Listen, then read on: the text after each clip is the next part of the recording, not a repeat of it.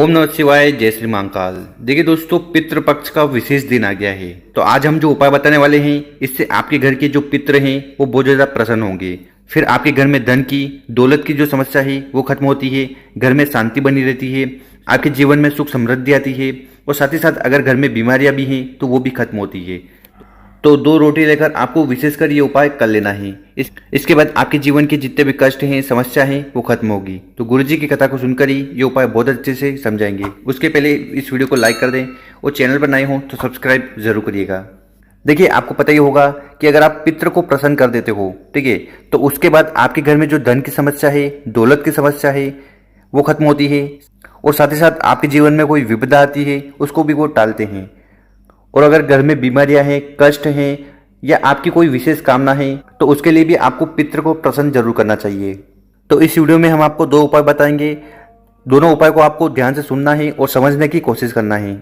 तो जानते हैं पहला उपाय। देखिए, ये जो पहला उपाय है ये विशेषकर आपको कामना पूर्ति के लिए करना है, पितृ को प्रसन्न करने के लिए करना है। तो इस उपाय में जो सबसे पहले सामग्री हमें लेनी है वो है बेलपत्र। तो आपको एक बेलपत्र ले लेना है और वो बेलपत्र कहीं से खंडित नहीं होनी चाहिए। इसके बाद आपको ले लेना है एक सफेद फूल, ठीक है। तो केतकी का फूल के अलावा आप कौन सा भी एक सफेद फूल ले लीजिएगा। इसके बाद आपको लेना है एक तांबे का लोटा और इस तांबे के लोटे में आपको अपने घर से, अपने किचन से जल भर लेना है। क्योंकि गुरुजी अपनी कथा में कहते हैं कि जल को आपको अपने मटके से भरकर ले जाना चाहिए, क्योंकि मटका पितरों का स्थान होता है। और जल को भरने के बाद आपको क्या करना है कि हमने जो आपको एक बेलपत्र बताया था, ठीक है, और एक सफेद फूल बताया था, तो इन दोनों सामग्री को आपको उठाना है और ये जो जल का लोटा है इसमें समर्पित कर देना है। ठीक, समर्पित कर दिया। उसके बाद क्या करना है कि आपके पास जो जल का लोटा है इसको लेकर आपको अपने पूरे घर में घूम जाना है, ठीक है। तो आपके घर में जितने भी कमरे हैं, प्रत्येक रूम में, प्रत्येक कमरे में आपको चले जाना है, किचन में चले जाना है।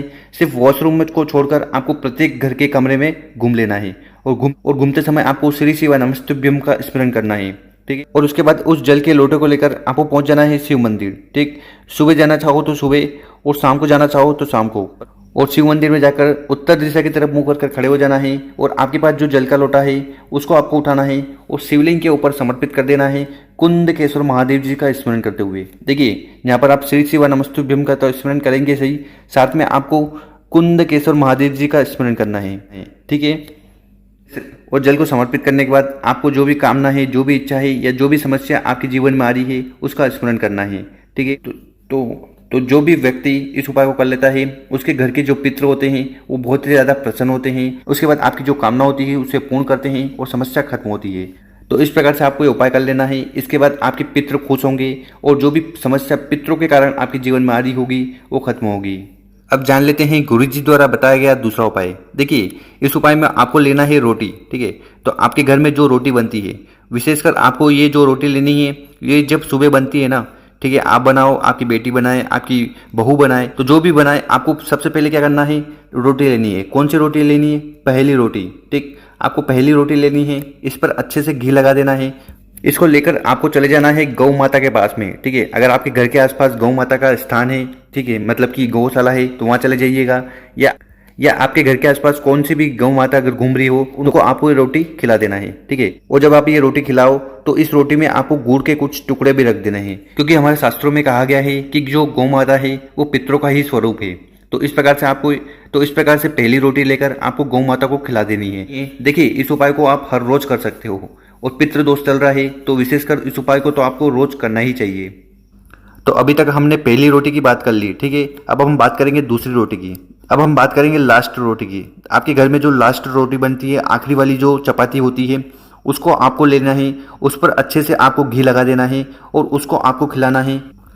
आपके घर के आसपास जो कुत्ते हैं, ठीक है, उन कुत्तों को आपको खिलाना है, ठीक। तो उस आखिरी रोटी को आपको खिलाना है कुत्ते को, ठीक है। तो आपके घर के आसपास जो भी कुत्ता है तो उनको आपको ये रोटी खिला देना है और इसमें भी आपको एक गुड़ का टुकड़ा रख देना है, क्योंकि कहा जाता है कि जो कुत्ते होते हैं उनमें हमारे पितरों का स्वरूप होता है। तो इस प्रकार से जो आखिरी रोटी होती है वो आपको कुत्ते को खिला देना है और ये उपाय भी आप किसी भी दिन कर सकते हो। तो अभी तक हमने फर्स्ट रोटी की बात कर ली, आखिरी रोटी की बात कर ली। अब हम बात करेंगे अगली चीज़ की। देखिए, अगर आप दिन में, ठीक है, दोपहर में 12 बजे बाद जो भी खाना वगैरह बनाते हो, वो चाहे पूड़ी हो, खीर हो, कुछ भी हो, तो आपको क्या करना है, तो सबसे पहले आपको एक प्लेट लेना है और जो भी आपने दिन में बनाया हो, ठीक है, दोपहर के समय जो भी आपने अपने घर में बनाया हो, तो उसको उस प्लेट में रख देना, चाहे वो पूड़ी हो, खीर हो, और इसको लेकर आपको चले जाना है अपने छत पर। और फिर पितृ का स्मरण करते हुए आपको वो जो थाली है उसको आपको अपने छत पर रख देना है।